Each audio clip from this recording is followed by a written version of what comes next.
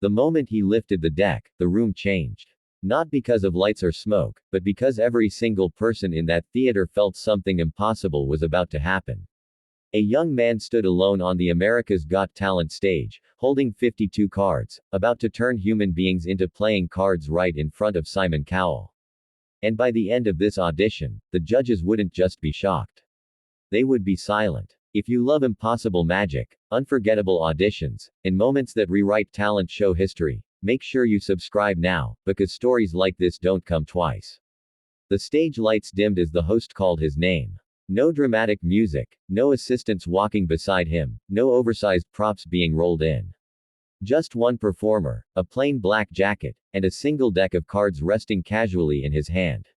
The audience clapped politely, not knowing they were seconds away from witnessing one of the most controversial and unforgettable magic performances in AGT history. Simon Cowell leaned back in his chair, arms crossed, wearing that familiar expression that said he had seen everything there was to see. The magician introduced himself calmly. He didn't hype himself up.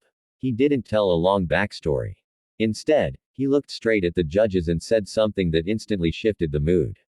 He said that tonight, he wouldn't be doing tricks.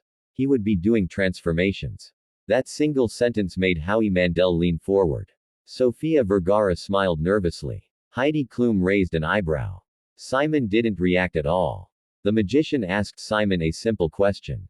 He asked Simon if he believed that identity could be changed in an instant. Simon replied with a sharp no. The magician nodded, as if expecting that answer, and turned to the audience. He said that people believe magic is about deception, but real magic is about control.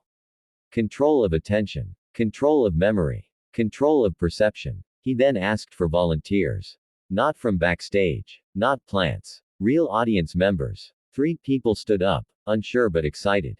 The magician invited them onto the stage. As they walked forward, the crowd cheered, but there was an undercurrent of tension. Something about the performer's calmness felt unsettling, like he already knew how this would end. He handed each volunteer a card. A standard playing card. He asked them not to show anyone, not even the cameras. He then shuffled the deck slowly, deliberately, with no fancy flourishes. This wasn't a show-off magician. This was someone who wanted you to watch every move. Then came the first twist. He asked the volunteers to look at their cards again. All 3 froze. One of them laughed nervously. Another shook their head in disbelief. The third didn't speak at all. The magician asked them what they were seeing. One by one, they turned their cards toward the judges. The cards no longer showed numbers or suits. Each card now had a photograph.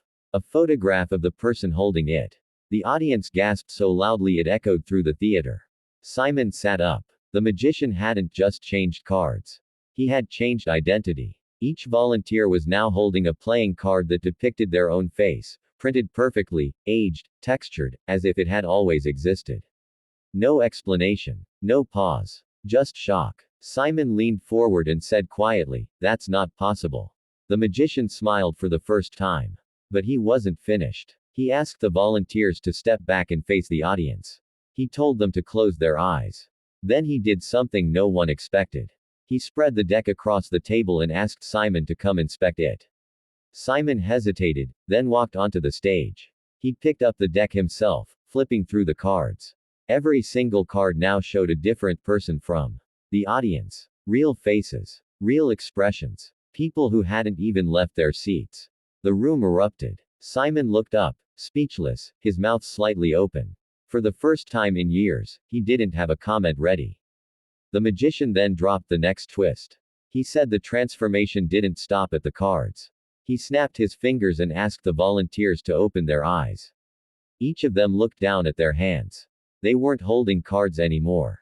They were holding mirrors. And in those mirrors, their reflections were replaced with playing card designs. Their faces framed like kings, queens, and jokers. Sophia covered her mouth. Heidi whispered something under her breath. Howie stood up. The magician explained that magic is strongest when it makes you question what you are. Not what you see, but who you believe you are.